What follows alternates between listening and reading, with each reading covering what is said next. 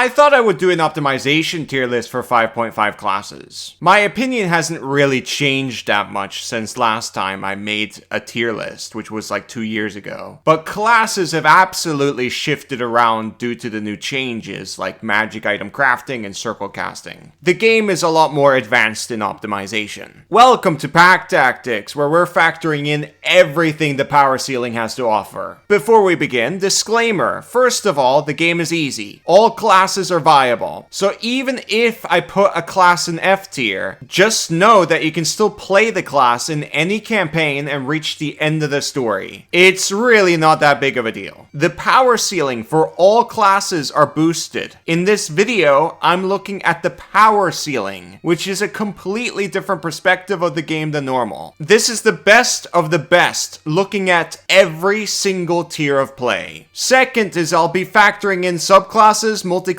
mounts, melee versus range, damage dealt versus damage taken especially. For some odd reason, a lot of people keep forgetting about that. I'll be factoring in 5.5 monsters, magic item crafting, and circle casting, which means this tier list is up to date with everything that's currently out. I'm also factoring in long campaigns and resource pressure. That means long adventuring days with lots and lots of encounters. Third is there is so much to break down that we can be here forever. I'm gonna assume you've watched the old tier list, just so you know the basics of how they function. I'm treating this video as more of like an update to that. I'm also gonna assume you know how magic item crafting and circle casting works. If you don't, watch these two videos. Now let's begin. First up, Artificer. Last time I put them in C. They were just in the middle of the road okay. Now with the boost to Artificer infusions, spell storing items holding 3rd level spells, crafting time being halved, and magic item tinkering tech. If you don't know what that is, check out this video, you'll be blown away by the tech. You'll get a lot of resources out of it. Anyways, those 4 boosts launched Artificer to the top of B tier, which is really impressive for a class that has the worst spell list in the game, and they're a half caster. Tier 1 is still rough, but circle casting carries quite a lot of the load, and early fast crafting can make massive strides in your progression for your entire party. Then in Tier 2, the power ramps up like crazy, with the tech that I mentioned with magic item tinkering. They'll have more resources than full casters, which is incredible. At level 10, they can make a bunch of earth elementals with elemental gems, and so on and so forth. There's so much going on in this class now. The available optimization options have expanded by like 3 times. We can be here for a while. For a more detailed breakdown of the new Artificer meta, check out both of these videos. Next is Barbarian. The good news is Barbarian does the most DPR overall. The bad news is it got shadow nerfed by the new monster manual. Tons of monsters do physical plus elemental damage, which means the Barb takes more damage than they did before. And these guys go into melee. When you factor in damage dealt versus damage taken, it's incredibly hard to tell if the Barbarian power ceiling is boosted or not. Last time I ranked them in F. Now I rank them in E, so they did somewhat improve. Damage solves at the end of the day, and if they do the most damage,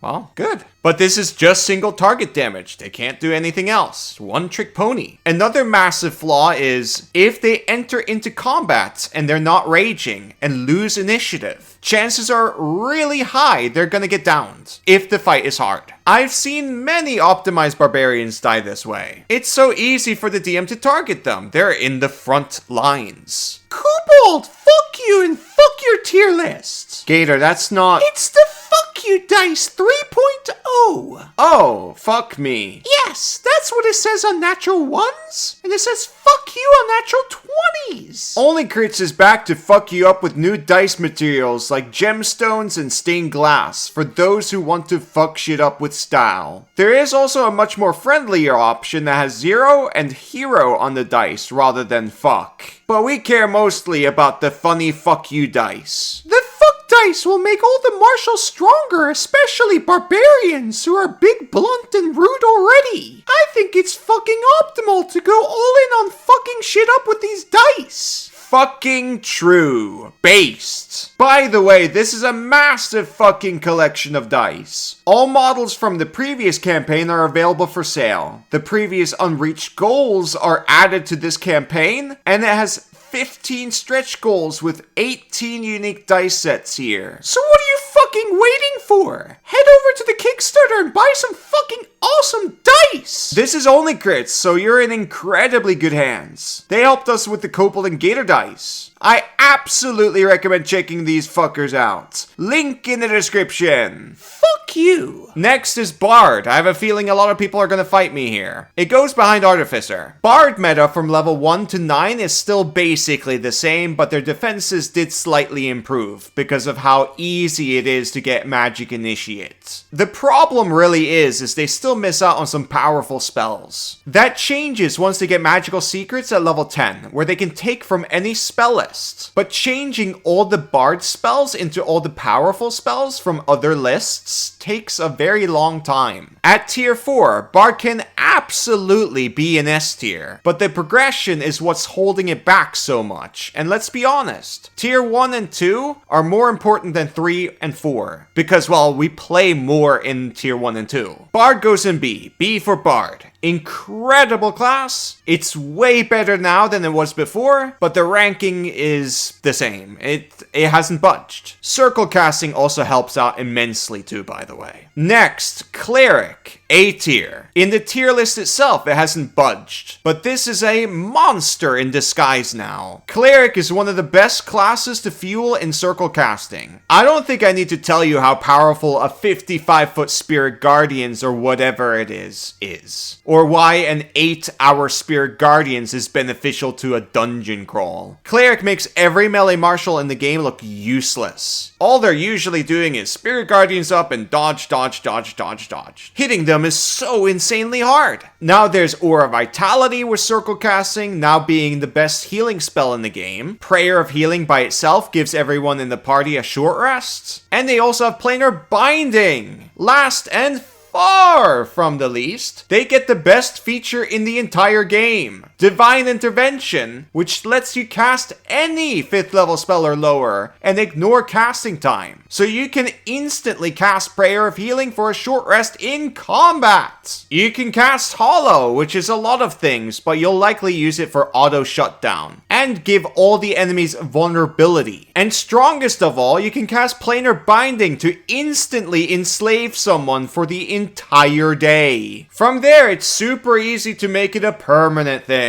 For more information about Divine Intervention, check out this video. Next is Druid. Out of all the full casters, they got the most amount of nerfs, and it was absolutely deserved. The days of conjuring 8 wolves or whatever is gone. Almost all the summon spells are bad now. And the conjure spells themselves have nothing to do with conjuring anymore for some reason. It's honestly stupid. Still though, I ranked them above Cleric. Druid is no longer in the S tier. The reason why they're above Cleric is because Druids have a way better spell list than Cleric. The Cleric list is overall just okay at best. There's just a few places where Clerics get a crazy power spike. And it's usually just like one thing. Oh, Spirit Guardians now. Okay. And then you just do that over and over and over and over and over again. With Druid, there's just a ton more things to do, and they're like really powerful. Especially when you treat it like a wizard. Druid has the second best spell list in the game, and has most of the good Cleric healing spells. In tier 1, it is the best. Printing good berries and no save spike growth goes a long way in your progression. This early, nothing comes close to that level of power. You're the king at tier 1. Entangle is also the new sleep. In tier 2, subclasses like Land Druid and Moon Druid gets really crazy in terms of power. Plant Growth, Conjure Woodland Beings, and Polymorph get into play too, but mostly I feel like Spike Growth and Good Berries carry the most. Tier 3 is when the Druid falls a bit, and all the other full casters catch up. Really, the reason why Druid is so high is because of the impact it has in tier 1 and 2. It sees the most play. They're just amazing there. Another thing is, and this is negative, overall the Druid list is very concentration heavy, which makes it hard for them to fling out things for extra oomph like a wizard or sorcerer. That's really important for those really hard fights where everything's gone to hell. You'll be squirming if you can't fling something out. Still, fantastic class. I do consider them the absolute king of tier 1 play. I love Druid. It's so fun. Next is Fighter. It's really a shame that power attacks got nerfed to the ground and feats are gated, because that's a huge kick in the nuts for martial classes. Luckily, fighters get the most feats though, and they do eventually become better than the old fighter at level 13. But I don't think that's impressive, because full casters are gods at that point. There's also potential with juggling, but when I talked about it, people really hated it, and it never really caught on in the wider community. People don't think it's intended. I think it is, but whatever. F tier. You can't do anything interesting with them. You can't even ghost lance with them anymore. They're terrible. Everyone treats the fighter as like a 1 level dip and that's it. Nobody thinks about fighter in optimization. Next, Monk. They're a brand new class to me now. They effectively have like 3 times more ki, and they can finally bonus action disengage for free. Gunk doesn't exist anymore, so I don't really know what the power ceiling looks like anymore. But chances are high it's in the grapple build somewhere, who are of course dragging enemies in spike growth or whatever. They do have a lot better survivability now, but there's a strong argument that when you go for the survivability, the DPR is bad. Also, skirmishing with ranged weapons is better than normal skirmishing because of the distance and less damage taken, which makes sense. The Mongolian strategy is king, but Elements Monk having like 15-foot reach is really winning me over. I'm putting this at the top of E tier. It's neck and neck with Barbarian. Next, Paladin, B tier. The optimization meta is almost the same as the old. Flagship Paladin still exists. The smite and the power attack nerfs doesn't actually impact the optimization, because the Warlock and Sorcerer multiclass carries the Paladin a lot. In optimization, all you're really aiming for with Paladin is getting Fine Steed and getting the aura from Watcher's Paladin. That's about it. Next, Ranger. When a Druid gets nerfed, the Ranger gets nerfed even harder, because they have a very similar spell list but weaker. All the things that made Ranger really good is nerfed. No power attacks, they're extremely feat starved, Surprise got nerfed to the ground, Gloomstalker got nerfed, Conjure Animals isn't a ranger friendly spell anymore, and Flagship Ranger doesn't work anymore at all. They gutted absolutely everything. It's a slaughter. Ranger goes in C now. When you average out the available options, they're just okay. It's a real shame, man, because I really loved Rangers back in the day. I was a big defender of Ranger. I was known as the Ranger guy. Next is Rogue. Mechanically, out of all the classes in the game, they got the least amount of changes. The only big one is Cunning Strike. They're now at the back of E. Before, they were the weakest class in the game in F. But because power attacks was nerfed and True Strike is really powerful now, Rogue has become a lot more appealing. And here's something even better. Thief is a whole nother animal in optimization, which is why Rogue in optimization is now in the back of C tier. Surprise! Thief can bonus action use a magic item, and magic items are insanely powerful, especially if you have a lot of it, which is a lot easier to gather now in 5.5 through crafting. But some games either don't have a lot of loot or downtime, and if that's the case, Thief sucks. So that's why it's in the back of C tier. There's also an argument that the bonus action's not a big deal because, well, Find Familiars and Animate Dead can also use magic items, which is a very strong case I can't argue against. But the Thief has a lot more flexibility in what magic items they can use. If they get a Staff of Power, the Find Familiar or the Skeleton can't use that. The strongest Thief build in the game can because they're multiclass into Wizard. Now that I'm speaking out loud about it, now I'm thinking of putting them in D tier, because there is a gamble that this is gonna suck.